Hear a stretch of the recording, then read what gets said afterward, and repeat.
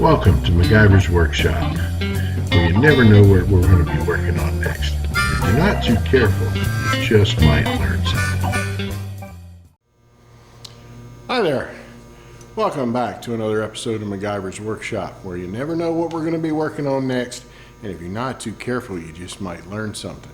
And in this episode, you're going to learn something. So, if you listen very carefully in my videos here in the workshop, you'll hear that ever incessant buzzing of the metal halide lights that I have up overhead. Now, while these 400 watt metal halides are basically the bee's knees as far as light output goes, and yes, there's definitely plenty of light in my workshop. However, number one, they each pull 400 watts, and when you have 9 of them, that's a pretty hefty current draw there for, if I'm out here in the shop all day. And two, obviously the buzzing noise that they make. And they take a minute to come up, and if you have to turn them off, well, you got to wait 15 minutes. I could live with that for the sake of having good light in here, but recently my son came up to visit, and of course you saw the one video that I put up where he came to visit for Memorial Day, and of course he has his own repair shop, and he made a really valid point, because I was looking into the commercial side of the medium or high bay lighting for my shop, because I have tall ceilings, and using LEDs, of course. But I've noticed at the manufacturing facilities where I do my IT stuff every day for my day job,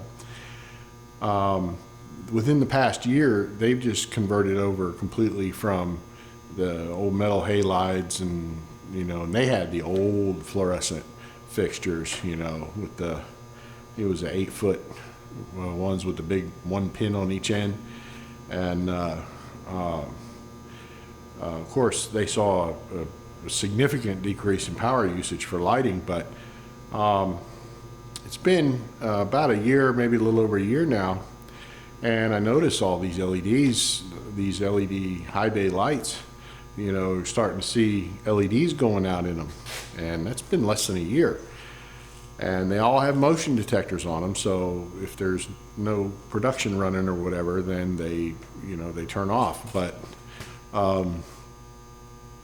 now, of course, the company struck a deal with a major electrical contractor, and they're going to come out and fix them. They're under warranty and all that good stuff. But I don't want to have to be climbing up on a ladder here a year from now and trying to change out one of these fixtures, and they're proprietary, so it's not like you can go down to Lowe's and buy a bulb for it. So, and that's the point my son made. He says, he says, I want to go to LEDs, but he says, if one of them burns out, I don't want to have to buy another one that doesn't match, or the company that I bought it from off of Amazon is no longer around, so I can't make good on the warranty, all this kind of nonsense. He ain't got time for that. He's running a business. So he had mentioned these LED fluorescent T8 tubes, and you can get 2 different kinds.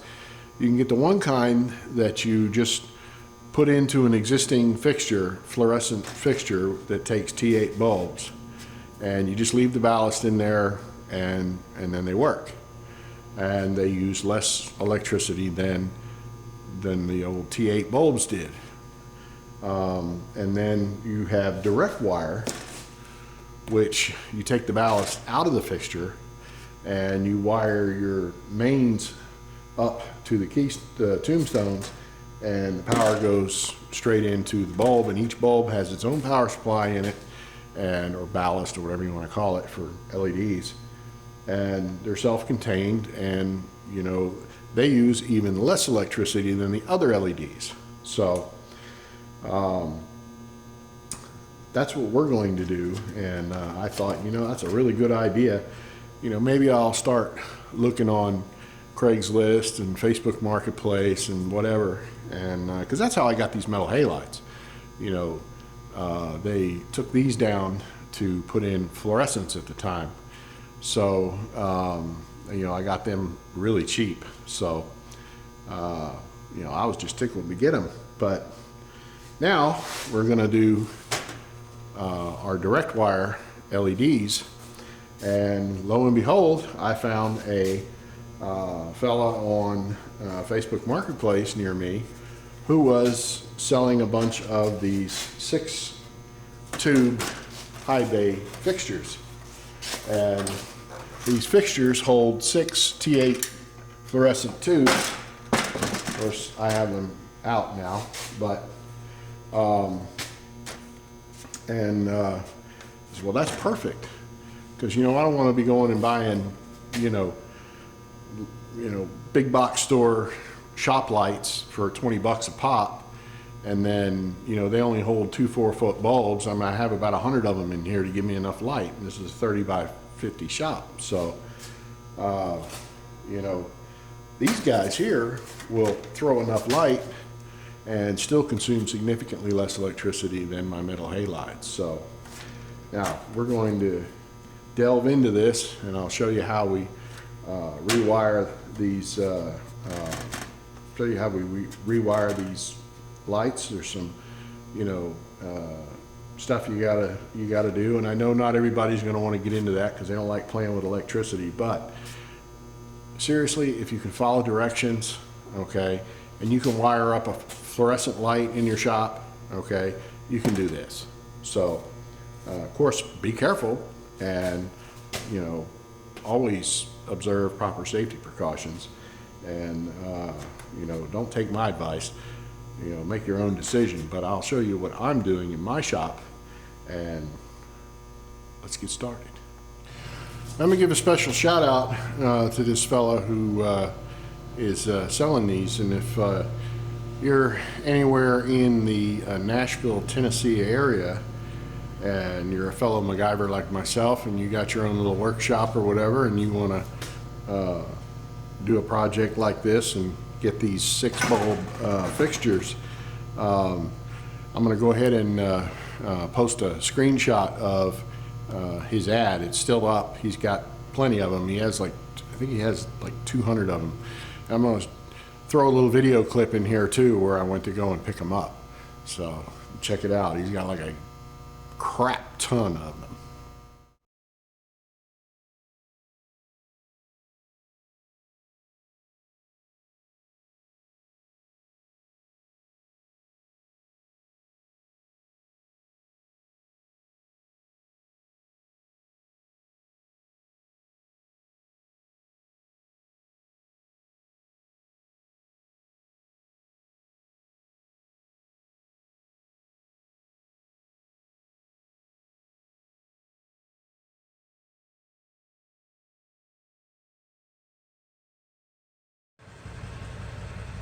All right, we are here,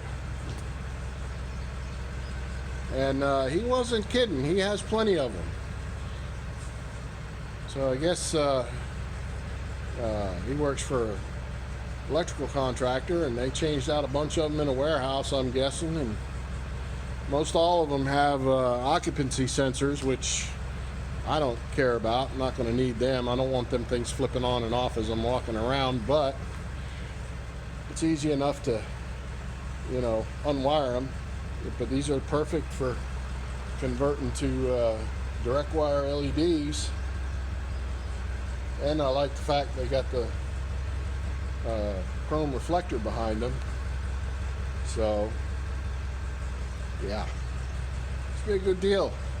I'm going to post a link to the guy's Facebook Marketplace ad, and just message him directly there, and he'll get back with you, and you can do the same thing I'm doing.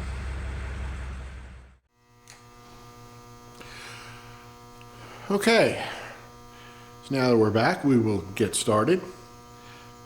Now, these bulbs have their own ballast and power supply built in, and the way they work is in your AC power scheme, if you have like 110 or 230 or what have you,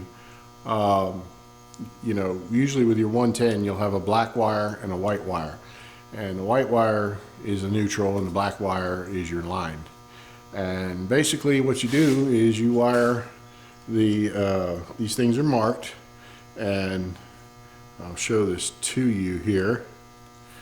It'll have L on one end, okay, and that's for line, and the other end will have an N on it for neutral.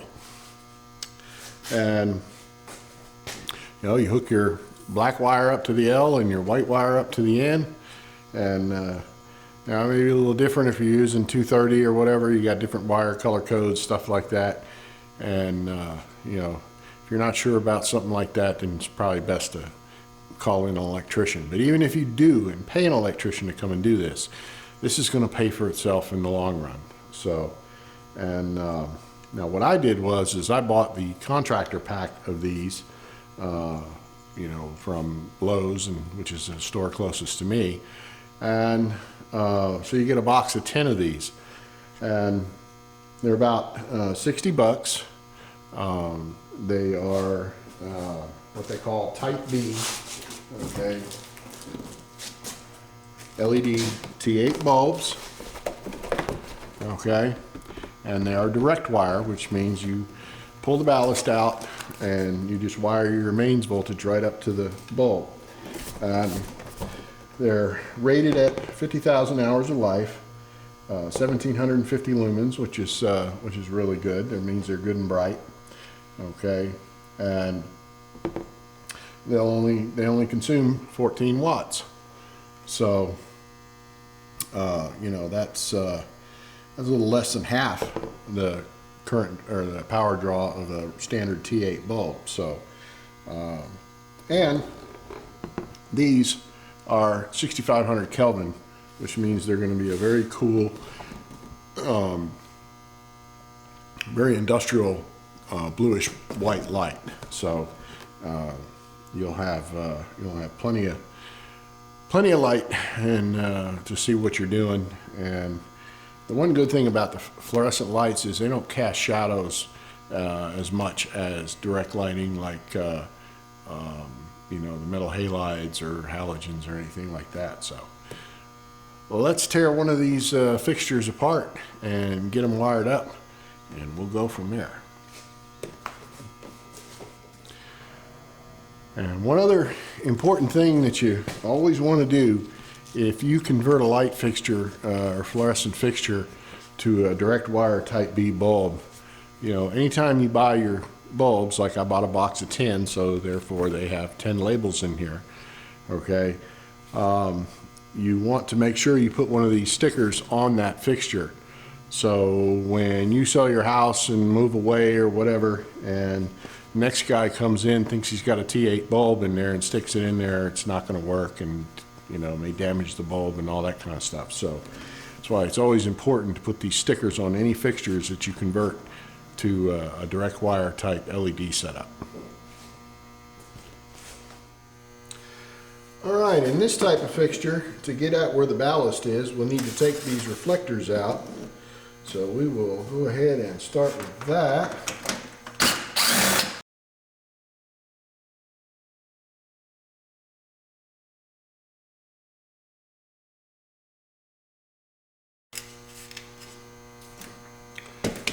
Now we'll clean those up later and make them all nice and shiny.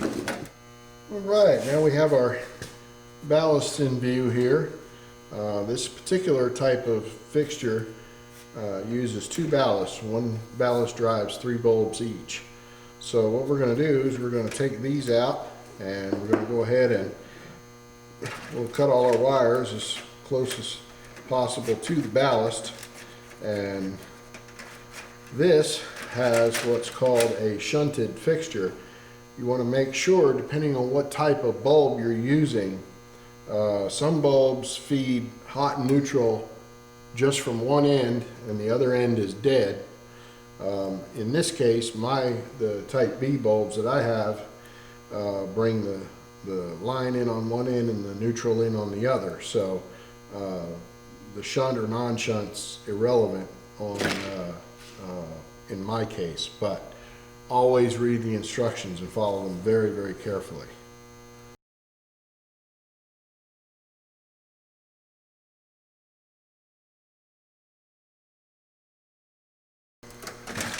Now all these wires on this side will get tied together electrically as one conductor, and then all these will be, which in this case these are shunted, so they'll be tied together as the other conductor, and then our ground will tie to the chassis of the lamp.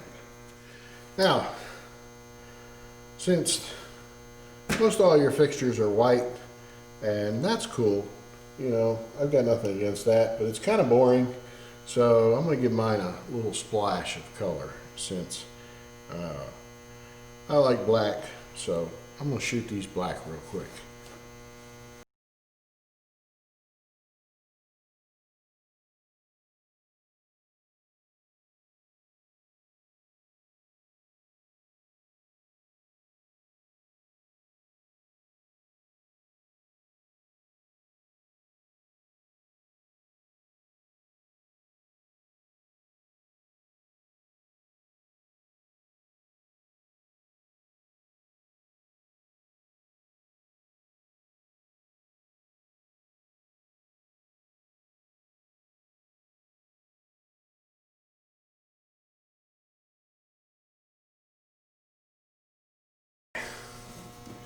So we've got all of our conductors on one side wired together to the load, okay, or line, sorry.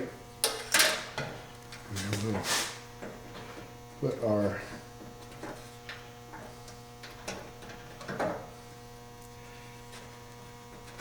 block of tombstones in here. Just bend these bad boys down and put them back where they belong. And the neutral side here is tied together to the white. If you're doing 110 or 120 volt, then your black and white will be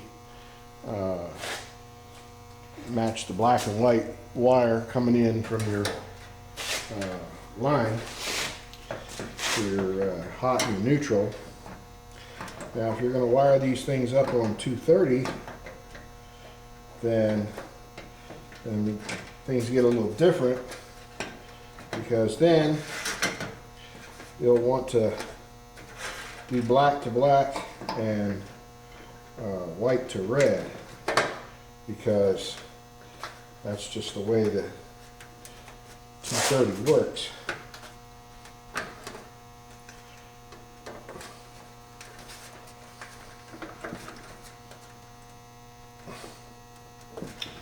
All right, and all our power is going to come in here, so we'll run everything down here together for now,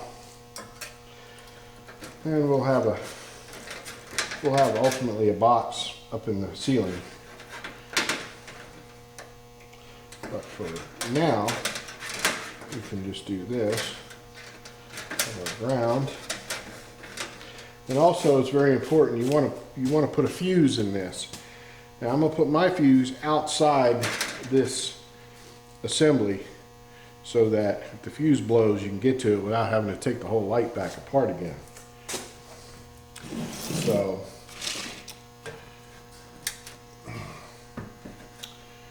we have that in here. I'm going to put our reflective elements in here.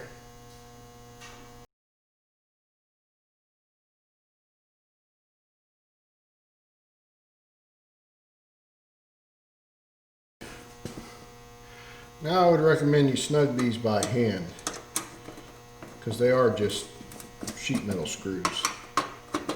It's not like a nut and a bolt. You whiz them down with a gun, You're going to strip them out. We don't want to do that.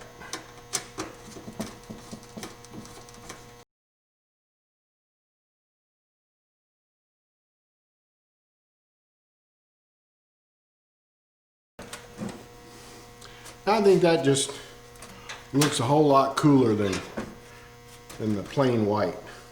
Let's get some bulbs in here and plug this puppy up and see what it looks like. All right. And you remember me mentioning that little batch of stickers that came with all these bulbs? That's where we're going to put them right there. So somebody who comes along behind can read this and see, and make sure not to expect a fluorescent tube to work if they put it in there. So, and if you're doing 110 volts and you know your line is here and your neutral's there, then you line these guys up because they have an L on one end and an N on the other.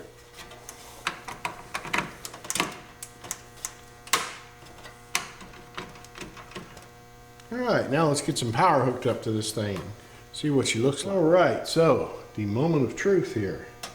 Let's see how this do. Oh yeah, that's seriously bright. Yep.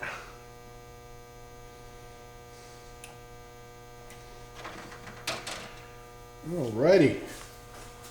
And that is how we are going to take our normal boring white fluorescent light fixtures and convert them over to direct wire LEDs. So that's going to be it for now, because it's school night.